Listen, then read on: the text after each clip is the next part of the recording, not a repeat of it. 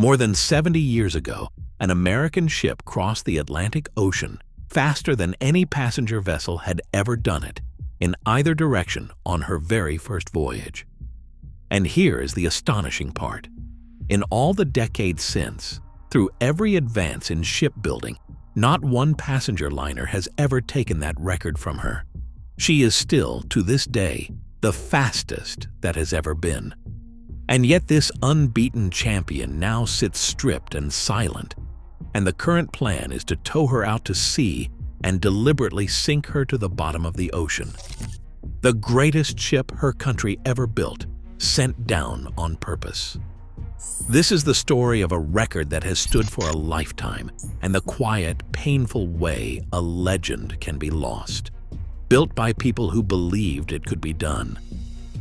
To understand this ship, you have to understand the man who dreamed her, because she was, above all, one man's obsession made real.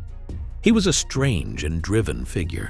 He had dropped out of law, had almost no formal training as a ship designer, and yet he taught himself the craft so completely that he became the most respected naval architect in the country. As a small boy, he had watched a great liner slide into the water and had decided then and there that one day he would build the finest ship the world had ever seen. He spent the rest of his life chasing that single childhood vision, and when his chance finally came, he refused to compromise on any part of it. He was haunted by one thing above all: fire.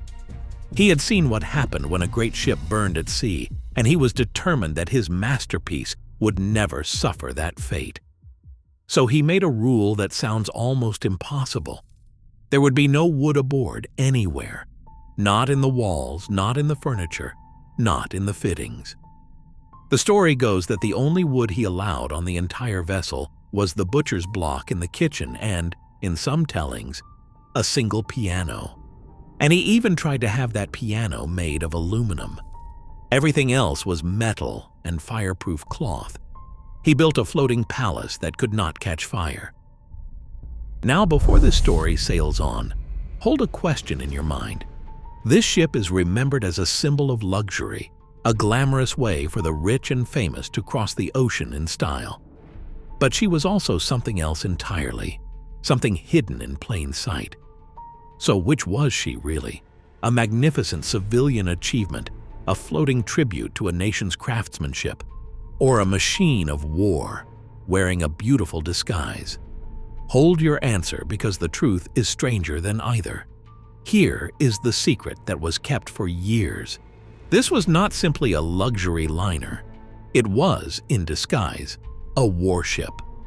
Most of the enormous cost of building her had been quietly paid by the government on one condition: that in a time of crisis she could be stripped of her fine carpets and converted at speed into a troop transport capable of carrying an entire division of soldiers, many thousands of them, across the world without stopping once to refuel.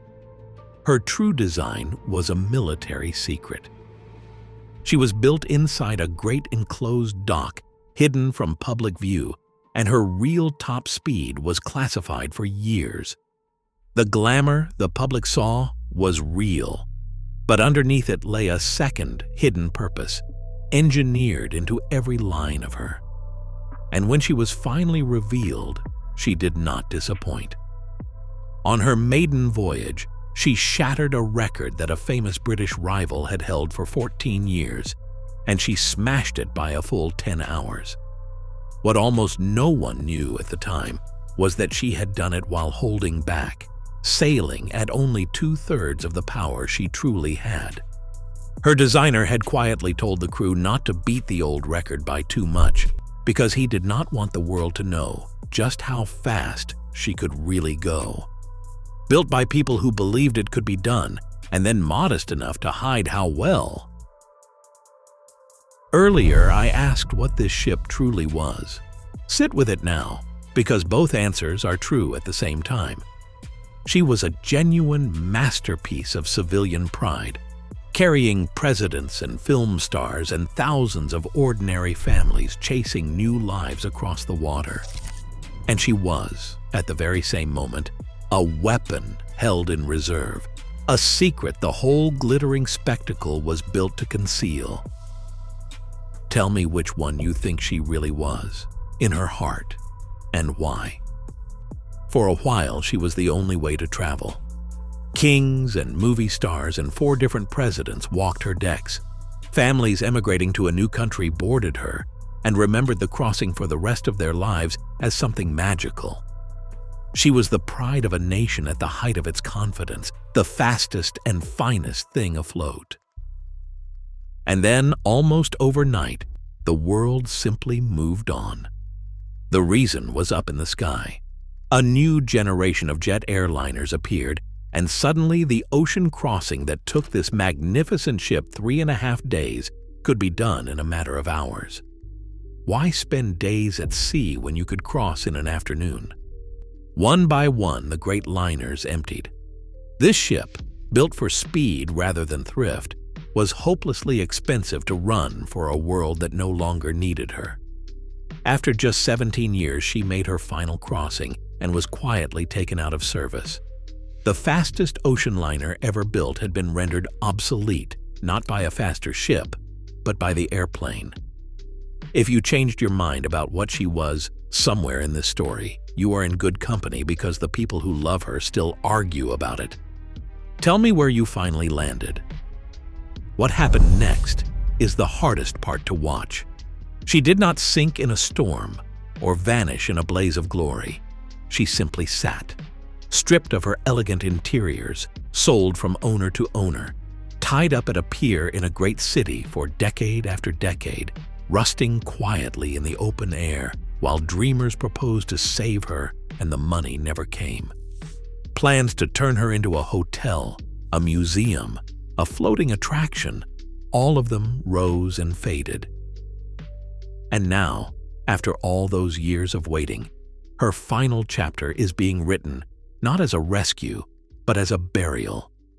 She is to be cleaned, towed out into warm southern waters, and sunk on purpose to rest on the sea floor as an enormous artificial reef, a home for fish and a curiosity for divers. There is something almost unbearably fitting and unbearably sad about it. The fastest ship that ever crossed an ocean will end her days perfectly still, on the bottom of one. Her record will very likely never be broken, because the world stopped building ships to chase it long ago.